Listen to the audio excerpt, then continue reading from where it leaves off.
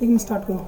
नमस्कार दोस्तों, आज सबसे अच्छा एक हम टॉपिक डिस्कस करेंगे जिस टॉपिक को हम जो कंसीडर करते हैं वो कम से कम 12 मार्क्स का कंसीडर करते हैं और ये आता भी 12 मार्क्स का है।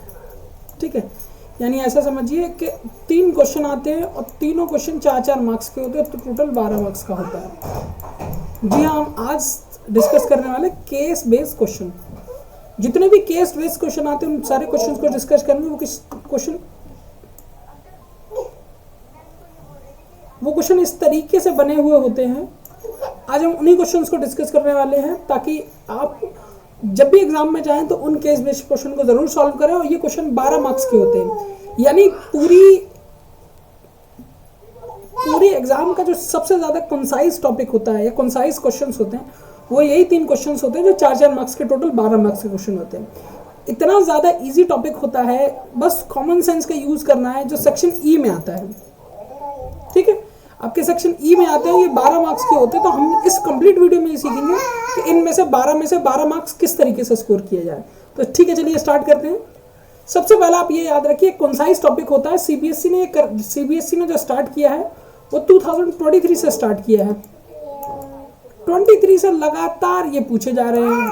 ठीक है, 24 में 25 में ही पूछा गया। कंपोजिशन 3 क्वेश्चन होते हैं, एक क्वेश्चन 4 मार्क्स का होता है, टोटल 12 मार्क्स के ये क्वेश्चन होते हैं। और ये क्वेश्चन दिए इसीलिए जाते हैं ताकि इजीली आप इनको करके इजीली पास हो जाएं।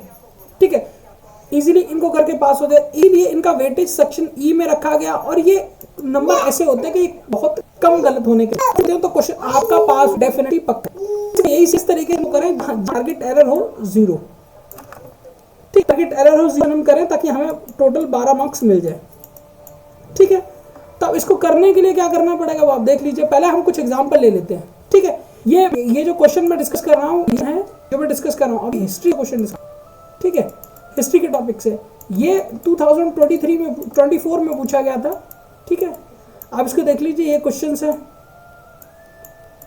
ठीक है, ये केस स्टडी थी और ये इसका अनसीन टॉपिक था।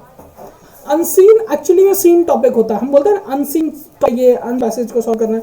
अनसीन को सीन टॉपिक क्वेश्चन है, पैसेज जैसे आपको ये ढूंढने होते हैं। ये मैंडेटरी है कि देखिए कि केस स्टडी जैसे क्वेश्चन को सॉल्व करना है तो सबसे पहले ये याद रखिए, आपको 1 से 1.5 लाइन लिखनी है। किसी भी केस स्टडी के आंसर आपको 1 से 1.5 लाइन लिखनी है, ये मैंडेटरी है। ऐसा बात आ गया और आपने लिखना लिख के आपने छोड़ दिया, नहीं। 1 से 1.5 लाइन लिखनी है। अगर 1 से 1.5 लाइन लिखते हो तो definitely case study based question आप कवर कर पाएंगे। और एक मिनिमम 1 से 1.5 लाइन आपको लिखना ही लिखना। ठीक है, क्वेश्चन जब 4 मार्क्स का होता है तो आप कोशिश करिए कि आप 1.5 लिखिए, पर मिनिमम 1 से 1.5 आपको लिखनी ही लिखनी पड़े।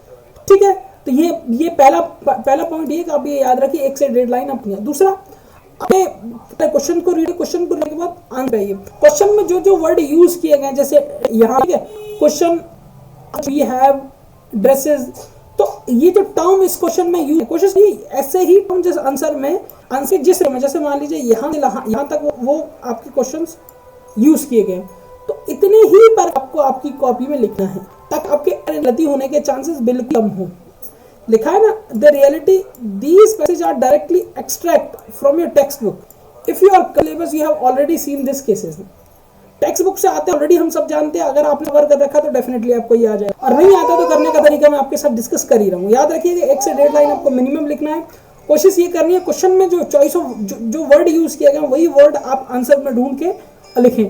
और कोशिश करें 1 मैक्सिमम से 4 लाइन लिख सकते हैं, 4 मार्क्स होता है। ऐसा मत लाइन लिख के छोड़ देंगे, या आप मैचिंग जितने भी वर्ड है उनको अटेम्प्ट करना है। मिनिमम 1.5 लाइन, मैक्सिमम 4 लाइन तक जाते हैं।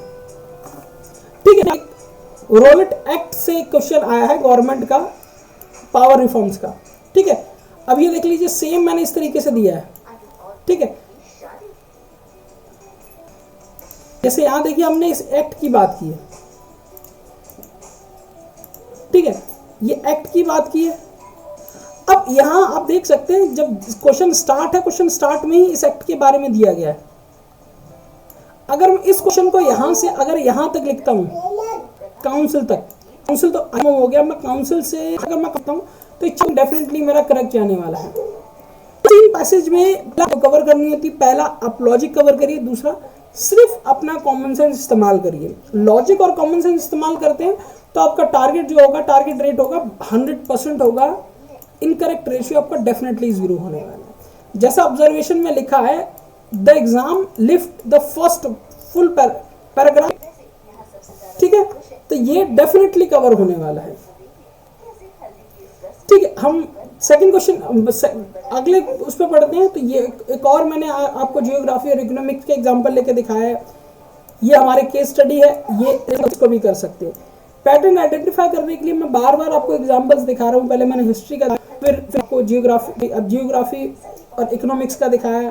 तो ये सिर्फ इसीलिए था कि आइडेंटिफाई का, और आप मिनिमम जो 12 मार्क को वर्ड अगर फ्री है तो सबसे पहले आप केस स्टडी बेस्ड क्वेश्चन को ही कीजिए। केस तो आप 12 नंबर स्कोर करके आगे बढ़ेंगे, फिर काफी ज्यादा, क्योंकि आपने इतना मार्क इतना कर रखा है उसके बाद आप इजीली कर सकते हो। But most of the time क्या, हम क्वेश्चन स्टार्टिंग के पेपर करने में काफी ज्यादा टाइम इन्वेस्ट करते हैं, हमारे पास नहीं हो पाता, फिर हम उसको इतनी जल्दी करते हैं, 12 मार्क्स को हम बहुत ज्यादा जल्दी सॉल्व करते हैं। तो इसलिए ये नहीं करना है आपको, ज्यादा पहले करें, अच्छी तरीके से, इस तरीके से करें।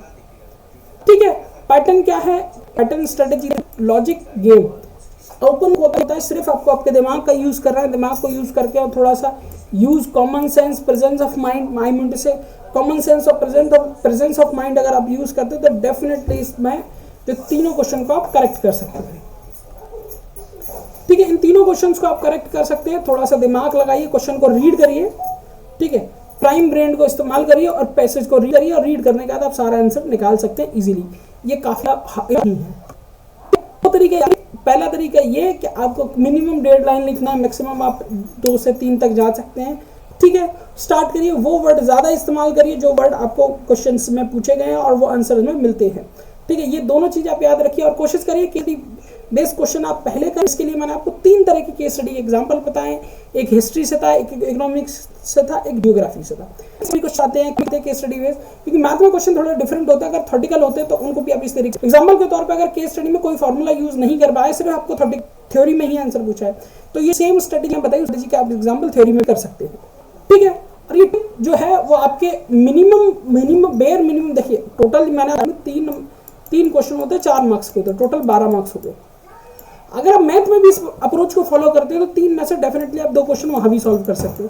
तो 8 मार्क्स का स्कोरिंग तो आप मैथ में कर सकते हैं सिर्फ इजीली, अगर आप सिलेबस थोड़ा बहुत भी पढ़ के गए तो उससे ये 8 नंबर का आपका इजीली हो जाएगा। और आज का जो हमारा डिस्कशन इसी 8 नंबर पे है।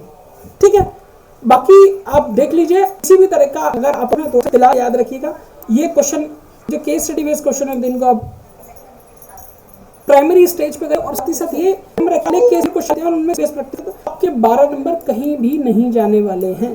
काफी ज्यादा इजी तरीके से आप ये 12 नंबर गेट कर सकते हैं।